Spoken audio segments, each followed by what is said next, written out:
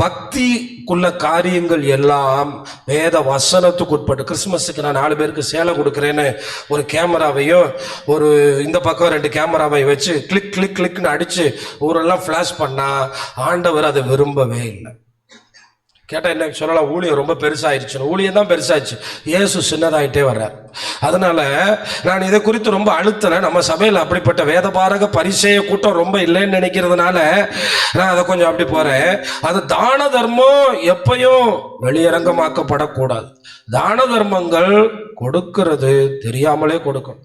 இப்போ நீங்கள் ஒருத்தனுக்கு கொடுக்கும்போது நீங்கள் டைரெக்டாக கொடுக்கலாம், ஒன்றும் தப்பு இல்லை.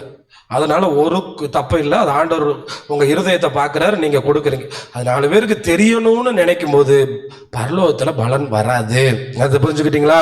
இதெல்லாம் நான் வாசிக்க நேரம் இல்லை. 2வது ஜெபம். சிலர் பார்த்தீங்கன்னா அப்படி ஒரு 10 பேர் கூட்டிட்டாங்கன்னா அவங்க ஜெபம் ரொம்ப வல்லமையாக எழும்பிடும். வீட்டில் போனீங்கன்னா ஜெப நேரத்தில் தூங்கிட்டு இருப்பாங்க. அப்போ ஜெபம் வெளியரங்கமா ஆக்கப்படனா நீ அந்த ரங்கத்தில் அது மாதிரி ஜெபம் பண்ணு. அப்போ பரமபிதா எப்படி பண்ணுவாரா?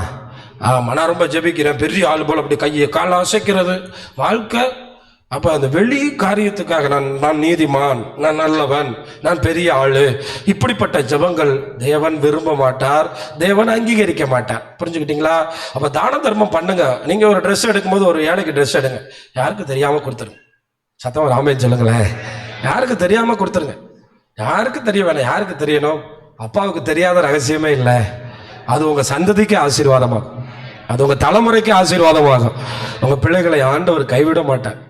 நீங்கள் அப்படி செய்யும்போது தேவன் ரொம்ப சந்தோஷப்படுவார்.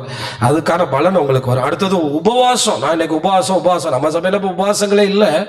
உபவாசங்கிற காரியம் இன்னைக்கு தூரமாக போயிடுச்சு. அதான் ஒரு பாஸ்டர்கிட்ட கேட்டேன், சனிக்கிழமை ஜெபம் இருக்கா? சர்ச்சில் இருக்கு. என்ன ஜெபம்? ஆயத்த ஜெபம். என்ன உபவாச ஜெபம் தானே? இல்லை, உபவாச ஜெபம்னு பொய் சொல்றதை விட எல்லாம் சாப்பிட்டு தான் வருது, அது எனக்கு பொய்யா தெரியுது. அதனால நான் என்னன்னு மாத்திட்டேன், ஆயத்த ஜெபம். அடுத்த வாரம் வருவார் அந்த பாஸ்டர். நமக்கு ஒரு ஸ்பெஷல் மீட்டிங் இருக்குல்ல, கர்த்தர் நல்லவர். அப்புறம் பார்த்து பரவாயில்ல, இது கரெக்டாக தான் இருக்கு. எத்தனை பேர் உபவாசத்தோடு வருவாங்க சொல்லுங்க? எத்தனை பேர்? அப்போ உபவாசம் செய்யும்போது அப்படி தாடியெல்லாம் வளர்த்து, தெரியுமில்ல, 40 நாள் உபவாசம். தாடி வளர்க்கும் தெரியுமா? ஆமாம், சேவிங்லாம் பண்ண மாட்டோம். முகம் வாடலாக இருக்கும். எப்படி இருக்கும்? உபவாசம் முகம் வாடலாக இருக்கும்.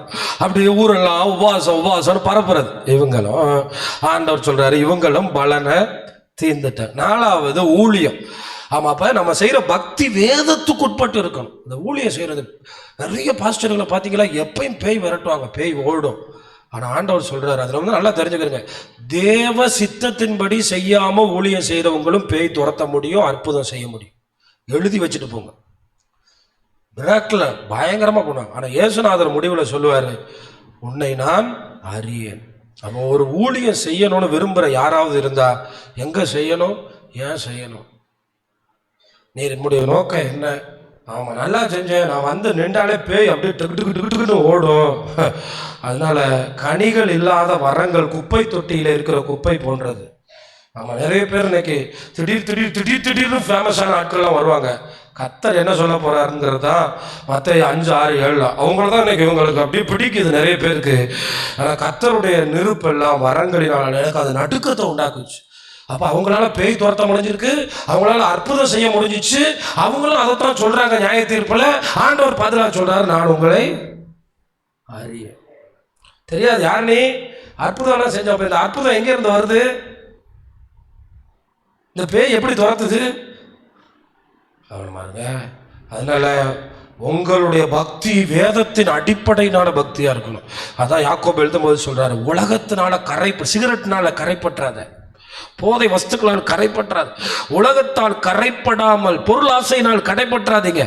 உலகத்தால் கரைப்படாமல் உங்களை பார்ப்பதும் திக்கற்றவர்கள் விதவைகள் படுகிற உபத்திரவத்தில். ஹாய், நம்ம புருஷன் இல்லாதவங்களை பார்த்து நல்லா இருக்கியாமா, துணியெல்லாம் எடுத்தாச்சா, ஆமாம் எடுத்து கொடுக்காட்டா பரவாயில்ல, விசாரிச்சா அது போதும். அல்லேலூயா, அல்லேலூயா.